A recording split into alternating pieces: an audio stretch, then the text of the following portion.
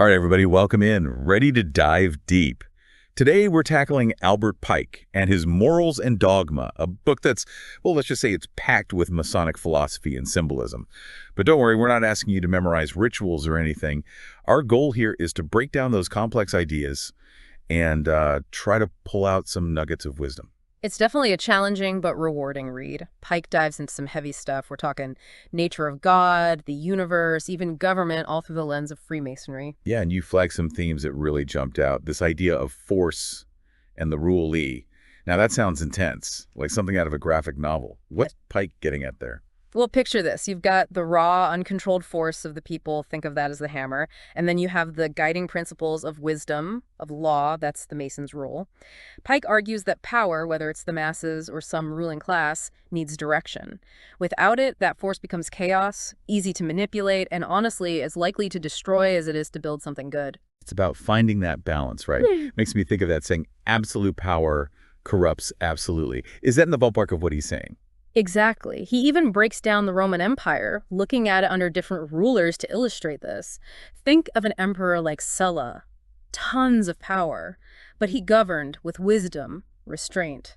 Complete opposite of someone like Commodus, who let unchecked power run wild, leading to tyranny and corruption. Man, those examples make it crystal clear. And it's kind of scary how relevant that is today. I mean, we talk about mob mentality, even when people's hearts are in the right place, it can go bad. Yeah. Or that tyranny of the majority, right? Where the loudest voices drown out reason and fairness. It's a cautionary tale for sure. Absolutely.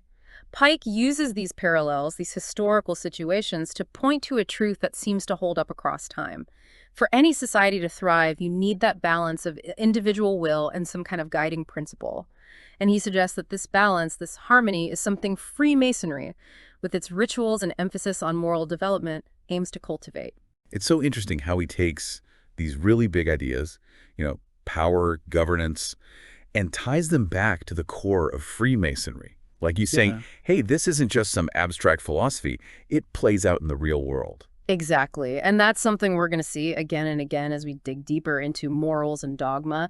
Pike wants us to see these tools, these symbols of Freemasonry, not as some dusty relics of the past, but as like representations of universal truths, just as important now as they were centuries ago. Okay, so we've got force, rules, Roman emperors. And this is Pike, so there's always more to uncover. One thing that really grabbed my attention was his thing with numbers, with symbolism. He seems to think there's a deeper meaning, like it's a secret language of the universe or something. What's the deal with that? You're touching on a really fascinating aspect of Pike's thinking. See, he was hugely into numerology, and the Kabbalah, which is this mystical tradition within Judaism, they see numbers as way more than just, mathematical symbols. Right. It's like they're a universal language, revealing these hidden connections between the spiritual side of things and the physical world. That's wild. I've always been kind of interested in numerology, but Pike takes it to a whole other level.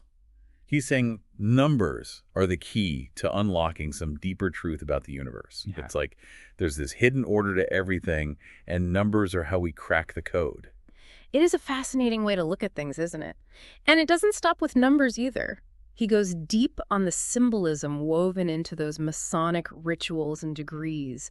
Every number, every gesture, every symbol, it all has a meaning. It's like a secret code that, once you understand it, reveals a deeper understanding of the universe and the Masonic tradition itself. Oh, that's cool. So it's like solving a puzzle. You see the clues, the symbols, and if you can figure them out, boom, secret knowledge unlocked.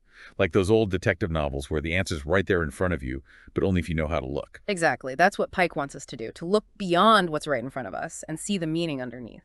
So it's more than just a secret society with its rituals and symbols. He's giving us a new lens to see the world through, right? Looking for deeper connections, which honestly, I think that's something people are really searching for these days, Especially with so much information overload. We want meaning, something to make sense of it all, and Pike offers a way to find that. He does, and that's where it gets even more interesting. Because Pike, he doesn't shy away from those big questions, the ones people have been asking forever. Good versus evil, is there a God? What is truth? He tackles those head on. He pulls from philosophy, religion, his own observations about what it means to be human. He jumps right into the deep end, doesn't he? It's like he's saying, we can't just ignore these questions. We got to wrestle with them, explore, and find our own answers. What struck you about how he approaches these huge, complicated ideas? I think what makes his approach so powerful is that he doesn't try to oversimplify things. He gets that life is complicated, full of contradictions, and he's okay with that. He embraces the paradox, the ambiguity. Yeah, you're right. Like when he talks about that constant battle between light and darkness, good and evil, as this fundamental force in the universe. But then he also dives into this really complex relationship between faith and reason, saying we need both to truly understand the world.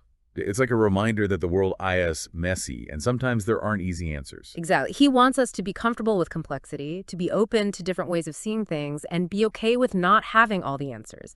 He's not laying down some rigid set of rules. It's more like he's giving us a framework to think critically, to keep exploring, which, let's face it, we could use a lot more of that in the world today. And it's interesting how he's willing to critique even the institutions he's a part of, like government, religion. He doesn't hold back about how they can become corrupt, and he wants us to really think critically about those systems that shape our lives. He's not just talking about Freemasonry here. He's challenging us to be active in shaping the world around us. He's definitely not afraid to speak truth to power, and that's something that makes his work really resonate even today. He's urging us to be involved, to engage with the world, and to work towards a more just and equal society. So it's not just what we believe, but what we do. It's about the legacy we leave behind, right? That seems to be the big question Pike's asking. He doesn't just want to preserve old wisdom, but use it to build a better future. What are your thoughts on that? It really gets to the heart of what Freemasonry is about. And I think it's something we all think about, right? Whether we're part of some, centuries-old tradition or just trying to make sense of the world today, like what are we leaving behind? Absolutely. Pike believed that every thought we have, every word we speak, every action we take, it all ripples outwards. Yeah. It creates an impact that goes way beyond our own little lifetimes. It's like those ripples on a pond, or maybe, like we're each tossing stones into this river of time. And those ripples, those stones, they can add to the good in the world, or they can, make the bad stuff even worse. Pike's challenge to us, it's about being aware of the impact we're making. Trying to build something good, something that makes the world a better, more just, more enlightened place, even if it's just a little bit. Man, that's a powerful message. And it feels so important right now in the world today. It really is. And it's something that goes beyond just one group or set of beliefs. It's like a call to action for all of us. Exactly. So as we wrap up this deep dive into morals and dogma, I want to leave you with this. What kind of legacy will you leave behind? What kind of stones will you throw into that river of time? It's a question worth sitting with, And maybe, just maybe, as you wrestle with it, you'll find some of that hidden wisdom that Pike was trying to share through all those symbols and philosophy. And maybe, just maybe, you'll be inspired to get out there and actually build something that leaves the world a little better, a little kinder, a little more enlightened than you found it. Oh. Thanks for joining us on this deep dive, everyone. Until next time, keep those questions coming, keep searching for those answers, or keep building that legacy, whatever it is for you.